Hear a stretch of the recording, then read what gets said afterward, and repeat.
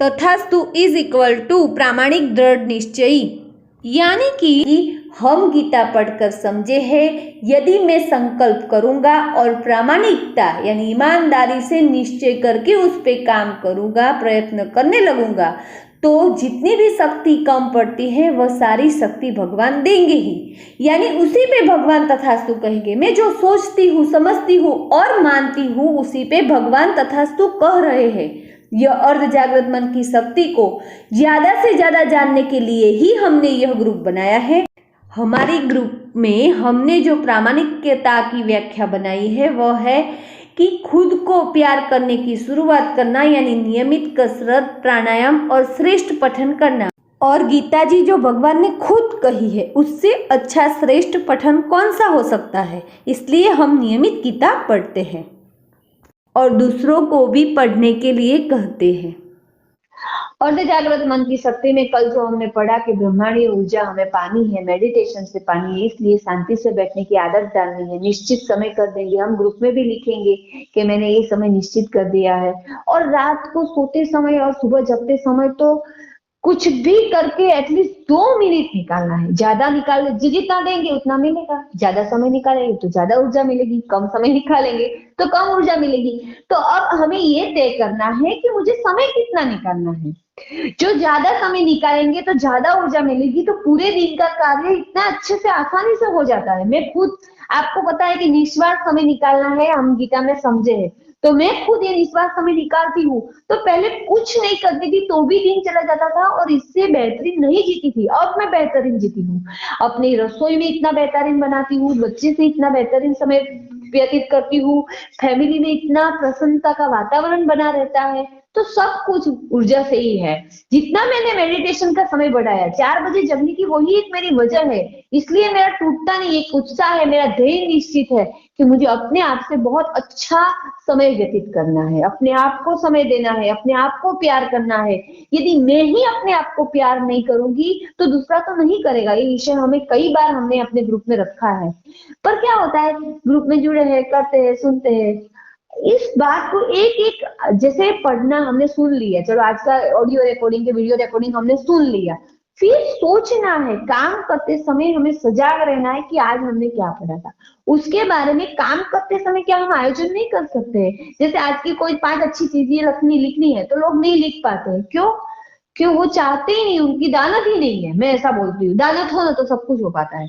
और अब तो एक हमें स्रोत जो हम समझ रहे हैं, वैश्विक शक्ति को जो हम समझ रहे हैं कि ब्रह्मांडीय ऊर्जा हमें मिलती है, तो वो ऊर्जा पाकर हम एनर्जेटिक बन सकते हैं। मैं खुद रहती हूँ एनर्जेटिक, हमेशा एनर्जेटिक रहती हूँ। हर कोई मुझे पूछता है, इतनी तकलीफ होती है, कोई प्रॉब्लम आ जाता है तो भी आपके चेहरे की हंसी नहीं जाती है, एक आप हमेशा प्रसन्न रहते हो।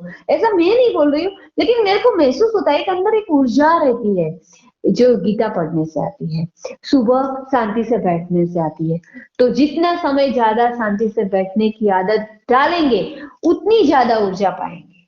तो बस वही हमें करना है, उसी पे हमारा फोकस करना है। देखो, थोड़ा दर्द है जब हम ऊर्जा शक्ति वाहिनियों की किसी निश्चित भाग को शुद्ध करती है, तो उस भाग में खुजली के थोड़ा दर्द होता है, परंतु इसके लिए दवा लेने की जरूरत नहीं है। मेडिटेशन करने से यह दर्द गायब हो जाता है। मेडिटेशन द्वारा हम बहुत ही अधिक ब्रह्मांडीय ऊर्जा एकत्र करते हैं, मानसिक शक्ति पीड़ाओं से मुक्त हो सकते हैं। मेडिटेशन से हम अपने शरीर में और मन से विरक्त होने के लिए साथ ही ब्रह्मांडीय शक्ति के प्रवाह से भी विरक्त हो जाते हैं।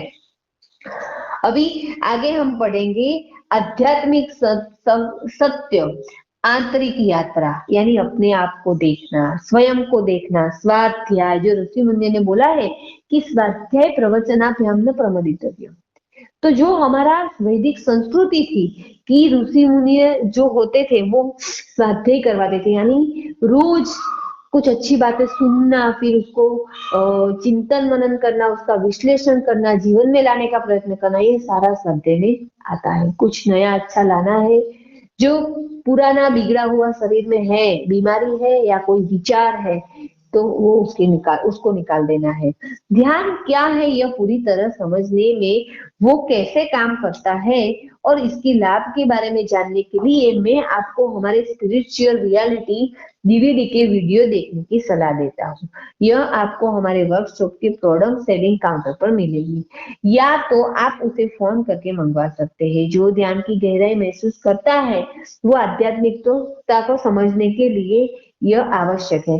अभी अभी जो है मेडिटेशन वाले जो ये वर्कशॉप करवा रहे हैं, देखो उनका क्या होता है, उनकी चीजें भी बिकनी चाहिए, तो ये लोग ऐसा करते हैं। लेकिन देखिए आप, मैंने जो पूरे 23 दिन, 23वां दिन है, 22 दिन ये वर्कशॉप लिया, तो मैंने सारी मैटर डाली है। ध्यान क्यों करना है, ध्यान क्यों कैसे करना है, सिर्फ आदत डालनी है, 2 मिनट से शुरुआत करनी है, ऐसे आप करो, ऐसे आप करो, जो उनके वीडियो में नहीं होता है ज्यादातर। वो हर बार हर चीज को, ये बुक लीजिए, ये सीडी लीजिए, ऐसे ही वो करते हैं। सही में तो वर्कशॉप में उनको समझाना चाहिए, लेकिन वो नहीं समझाते हैं। पर मैंने सारी किताबें पढ़ी है और सारी बातों को जो मैं साथ में अपनी बातें समझाती हूँ उसमें ले ली है, और ज्यादातर गीता की बातें भगवान ने जो कही है वो बातें मैंने ली है। तो उसको उसको समझना है और जीवन में लाना है। मैं यही सोचती हूँ कि यदि जो फ्री में मिलता है ना, उसकी कदर करेंगे ना, तो ही हम जीवन में उन्नति पा सकेंगे। देखिए हमारी तरफ लिस्ट बनाइए कि क्या क्या हमें फ्री मिला है। माँ बाप का प्यार, घर परिवार जो मिला है, जो लोग मिले हैं, जो सृष्टि के इतना सौंदर्य मिला है, तो वो सब फ्री में मिला है। सूरज इतने अच्छे से, जो राइजिंग सन को देखिए, वो वर्कशॉप में हमें यही बोला था कि आपको ऊर्जा प्राप्त करनी है तो राइजिंग सन को देखिए। मैं रोज देखने जाती हूँ। जब बादल शुरू हो जाते हैं तब हम नहीं देख पाते हैं, लेकिन सर्दियों में रोज मैं देखने जाती हूँ। 7:20 बजे जब सूर्य निकलता है, राइजिंग होता है, तब से मैं देखना शुरू करती हूँ। तो जब तक बारिश आती है, 6 बजे भी सूर्य, गर्मियों में जब दिन बड़ा होता है तो 6 बजे जब सूर्य आ जाता है, राइजिंग हो जाता है, तब भी मैं देखने जाती हूँ। राइजिंग सन को देखना है। एक ये आदत जीवन में हो सके आपके, या आप यदि लकी हो कि आपका घर उस जगह है कि वहां से आप राइजिंग सन देख सकते हैं, जो एकदम ऑरेंज कलर का होता है, वो दृश्य इतना एनर्जी देता है, नहीं पूछो। मैं जब बना रही थी तब सर्दियों में रोज ये करती थी। अभी तो बारिश का मौसम चल रहा था तो अब नहीं हो रहा है, लेकिन अब खुला दिन शुरू हुआ है, नवरात्रि गई, तो अब राइजिंग सन देख सकती हूँ।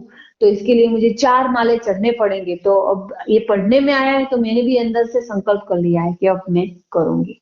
तो हम छोटे छोटे संकल्प लेते हैं, ऐसा कुछ पढ़ते हैं ना, तब तुरंत कुछ एक स्पार्क होता है, मुझे ये करना है, तुरंत अपनी डायरी में लिख दीजिए। मैं ऐसा करती हूँ। जो हम हमारे ग्रुप में एक रूल्स है कि हम नोट पेन और हाथ वगैरह रखना है, यानी कि तुरंत मिल जाए, उसकी जगह फिक्स होनी चाहिए। कुछ भी विचार आया उसमें लिख दिया, कुछ भी विचार आया। कभी आप देखना, ऐसे विचार लिखे होंगे ना, तो आपको ये विचार मुझे आया था, ऐसा होता है। हम बहुत सारी चीजें भूल जाते हैं, और भूलना भी जरूरी है। नहीं तो हम तकलीफ नहीं भूलेंगे तो फ्रेश कैसे हो पाएंगे, दुख नहीं भूलेंगे तो सुखी कैसे हो पाएंगे। तो भूलना भी जरूरी है, लेकिन मुझे जो याद रखना है उसको याद ही रखना है। तो ऊर्जा को पाने के लिए हमें ज्यादा सोचना है। अभी उन्होंने सेलफोन के रेडिएशन से स्वास्थ्य को होने वाले नुकसान के बारे में बताया है। तो सेलफोन रखने वाले कई लोग उसका एक दिन में 30 मिनट से भी अधिक उपयोग करते हैं। इस तरह एक वर्ष में 11,000 मिनट तक सेलफोन का रेडिएशन उनके दिमाग के साथ संपर्क में रहता है। यह प्रक्रिया वर्षों तक जारी रहती है। यह कहने के लिए मैं काफी माफी चाहता हूँ कि सेलफोन की उच्च तरंग लंबाई सख्ती से आपके दिमाग पर कोई बुरा प्रभाव नहीं डालती, यह समझना आपकी बेवकूफी है। एक सामान्य बुद्धि वाला व्यक्ति भी यह समझता है कि सिर के बहुत ही नजदीक सेलफोन से उत्पन्न रेडियम आपके दिमाग की कोशिकाओं को बहुत बुरी तरह प्रभाव डालता है। मोबाइल का रेडिएशन आपके स्वास्थ्य पर कैसा असर करता है, यह जानने के लिए शायद आप नेट का उपयोग करते हैं। अच्छा या बुरा असर इस बात पर निर्भर करता है कि आप मोबाइल का उपयोग कैसे और कितना करते हैं। यदि आप वर्ष में 11,000 मिनट सेलफोन का उपयोग करने वालों में से हैं, 30 मिनट तो 11,000 मिनट होंगे। तो और मोबाइल को सिर से नजदीक रखकर बातें करते हैं तो बुरी खबर सुनने के लिए तैयार रहे। आपको इसके लिए केवल अपनी बुद्धि पर ही निर्भर रहने की जरूरत नहीं है, बल्कि इसके वैज्ञानिक आधार भी उपलब्ध है। मोबाइल का लगातार उपयोग करने वाले लोग दूसरों की तुलना में जल्दी बीमार हो जाते हैं। सेल फोन में रेडिएशन से होने वाले नुकसानों के बारे में प्रायः हर मास रिपोर्ट प्रकाशित होती है। हर मास हालांकि में प्रकाशित एक रिपोर्ट के अनुसार निम्न स्वास्थ्य को समस्याओं का कारण काफी हद तक सेल फोन का रेडिएशन। कि मुझे तो जब मैंने वर्कशॉप किया तब से हमारा निश्चित है कि फोन हमेशा दूर रखने का, स्लीपिंग रूम में बन सके तो नहीं रखने का। अलार्म की जरूरत नहीं रहती है। जब मैंने जल्दी जगने के लिए जो वीडियो बनाया है इसमें भी समझाया था कि जितने बजे जगना है वो मन में बोलना है 3 बार। मैं जगती हूँ, मैं जगना चाहती हूँ, पहले बोलना है। मैं जगूंगी ही बोलना है, फिर मैं रोज जगती हूँ, भले हम नहीं जगते हैं लेकिन बोलना है कि मैं रोज सुबह 4 बजे जग जाती हूँ। तो ऐसे बोलेंगे तो हमारे जीवन में वो चीज आ जाएगी लॉ ऑफ अट्रैक्शन से। तो यहाँ उन्होंने रिपोर्ट भी दिया है, ल्यूकेमिया, मस्तिष्क का कैंसर, डीएनए को क्षति, शुक्राणुओं की असामान्यता, सैलवीर ग्रंथि का कैंसर, त्वचा का रोग, रक्तपात में वृद्धि, मानसिक रोग, उत्पादकता का अभाव, नींद में खलल पहुंचना। इसके अलावा भी अनेक स्वास्थ्य संबंधी समस्याएं होती है। इस सूची पर ध्यान दें, नजर डालिए। ये केवल समस्याएं नहीं है, इनमें कई स्वास्थ्य का सत्यानाश करने वाली प्राण घातक है। क्या ये आपके जीवन में 10 वर्ष कम कर सकती है या इससे भी ज्यादा? रोगों के बारे में अनुसंधान करने वाले डॉक्टर, वैज्ञानिक ऐसे मरीजों की लगातार जांच करते रहते हैं। वे मानते हैं कि स्वास्थ्य संबंधी चुनौतियों पर सेल फोन रेडिएशन का बहुत प्रभाव पड़ता है। इसमें उन्होंने बहुत सारी चीजें बताई है, वो कल हम पढ़ेंगे।